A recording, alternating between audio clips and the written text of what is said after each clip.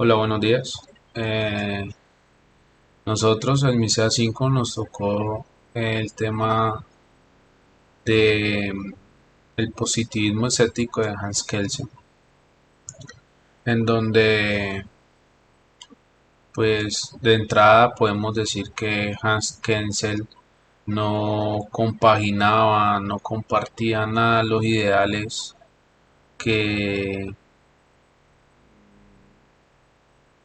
que tenían diferentes autores con el derecho natural, porque pues él decía que es un derecho que era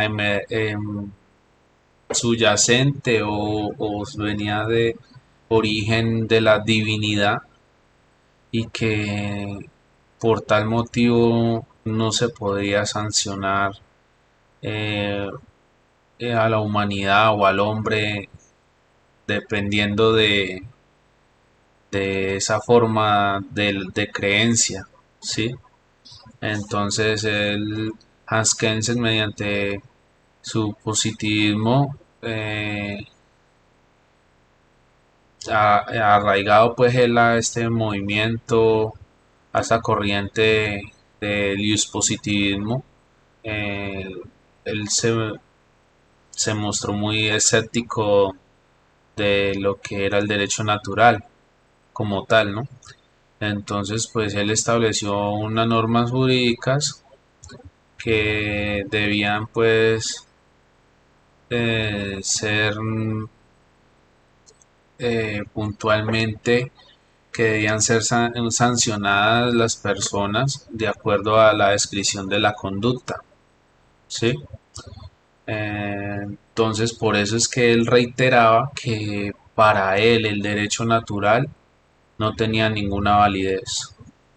Bueno, por tal razón, según el mismo Kelsen, emprendió pues la tarea de elaborar una teoría pura del derecho con la finalidad pues de depurar o eliminar pues toda ideología política eh, y todo elemento eh, de las ciencias de la naturaleza. Él buscaba transformarla por una teoría que solo estudiara las normas jurídicas. En otras palabras, pues en esta teoría pura del derecho nació como una contrapropuesta al derecho natural como tal.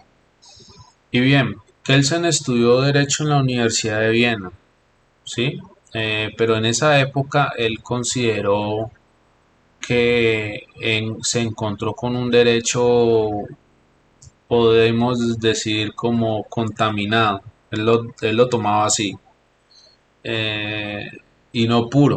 Entonces, es decir, él nublaba pues el entendimiento jurídico con cuestiones que habían cuestiones como políticas, económicas, filosóficas, teológicas, biológicas y etcétera. Pero pues lo que más él él enfatizaba era que no comulgaba pues con la ética, porque él decía pues que el derecho no tendría que tener relación con la ética, ¿sí? Ya que una de las fuentes del origen del derecho natural son los principios morales o los principios éticos. Por lo que según Kelsen, estos otros ámbitos no ayudaban pues a formar una teoría que ayude a estudiar de mejor manera el derecho. Bueno, de este modo Kelsen tuvo la idea de que una teoría pura del derecho eh, tendría que referirse únicamente a la norma jurídica positiva, ¿sí? Entonces, es decir, a la norma creada por los hombres, ¿sí? preestablecida y válida. ¿Cómo así? En efecto, pues se refiere que su existencia se supedita no a su contenido en sí mismo, sino que hay a que haya sido creada a partir de una norma de mayor jerarquía. Entonces, esto que acabo de decir es lo que da pie a lo que conocemos hoy en día como la pirámide de Kelsen. Hans Kelsen se encontró como con un enredo, una desorganización como de normas pues impregnadas eh, de cuestiones no jurídicas, como les decía anteriormente, pues la dignidad, las creencias, eh, y por esto pues él ideó la teoría pura del derecho, ¿sí? Para esto era necesario unificar las normas jurídicas y pues convertirlas en un todo. Por tal motivo, eh, debe haber relación entre estas. Entonces, así fue que Kelsen ideó una estructura de orden jurídico positivo, ¿sí? Cada norma tenía que tener relación entre sí, ¿sí? O sea, la norma suprema, ya luego baja en la pirámide, pues ya baja la norma complementaria y así sucesivamente va bajando la, la normatividad.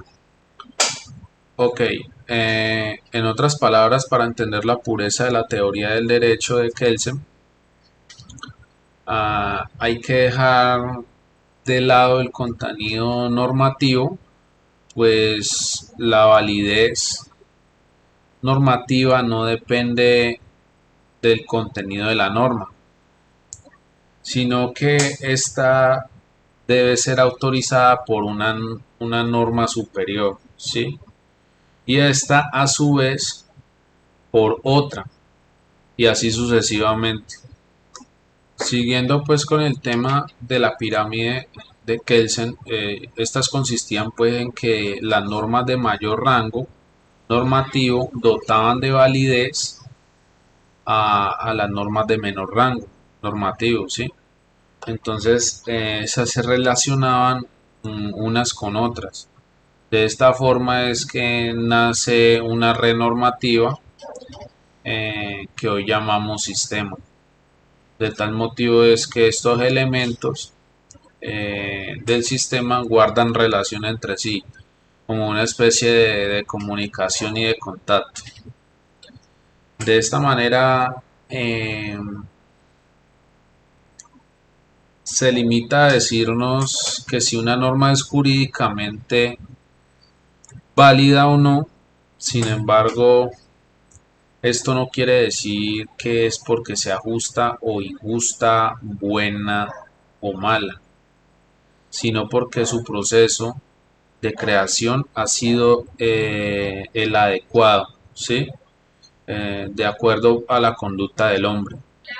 Bueno, para finalizar, podemos decir que la teoría general de Kelsen